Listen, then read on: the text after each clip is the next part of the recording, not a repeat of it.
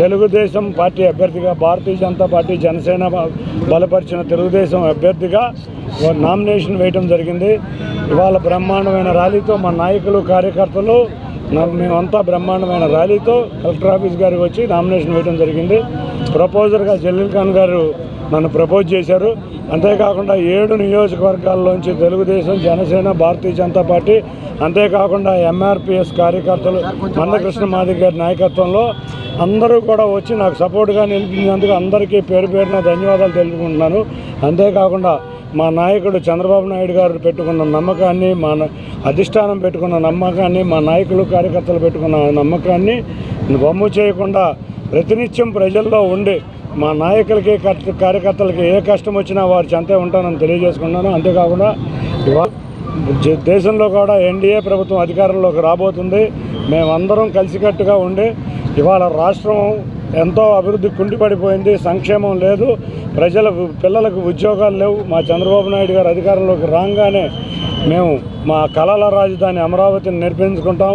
అంతేకాకుండా విజయవాడ ప్రాంతంలో పలు సమస్యలు ఉన్నాయి. వాటన్నిటికీ ముఖ్యంగా అతి త్వరలో మా మేనిఫెస్టో రిలీజ్ చేస్తాం. ఆ మేనిఫెస్టోలో అన్నింటినీ సామాన్య ప్రజల జీవన ప్రమాణాలు పెంచడమే మన మేనిఫెస్టో యొక్క ముఖ్య ఉద్దేశం.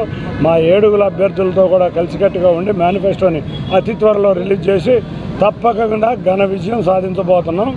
అందరూ కూడా ఇవాళ ర్యాలీ చూసినాక ఇవాళ ఎదుట పక్షం వారికి ఎంతో ఇబ్బందికరమైన పరిస్థితి ఉంటుంటుంది. ఎందుకంటే మా నాయకులు, కార్యకర్తలు రోడ్లన్నీ నిండిపోయినాయి.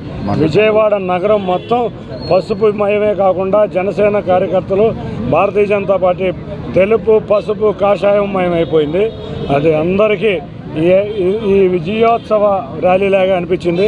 ఈ నామినేషన్ ర్యాలీకి వచ్చిన మా నాయకులకి, కార్యకర్తలకి 3 పార్టీల అధ్యక్షులకి, ఇన్ఛార్జీలకి, వార్డు అందరికీ కూడా పేరు పేరున ధన్యవాదాలు తెలుపుకుంటా. ఇంకొక 22 రోజులు మేము అశ్రద్ధ వహించకుండా కష్టపడతాం. తప్పకుండా 7 నియోజకవర్గాల్లో మా నాయకులు, కార్యకర్తల సపోర్ట్తో చంద్రబాబు నాయుడు గారికి 7 నియోజకవర్గాలు గెలిపించే ఎన్డీఏ అభ్యర్థుల్ని వారికి కానుకగా ఇచ్చి ఘనంగా అసెంబ్లీకి తీసుకువెళ్ళి ముఖ్యమంత్రిని చేసుకుంటాం. Thank you.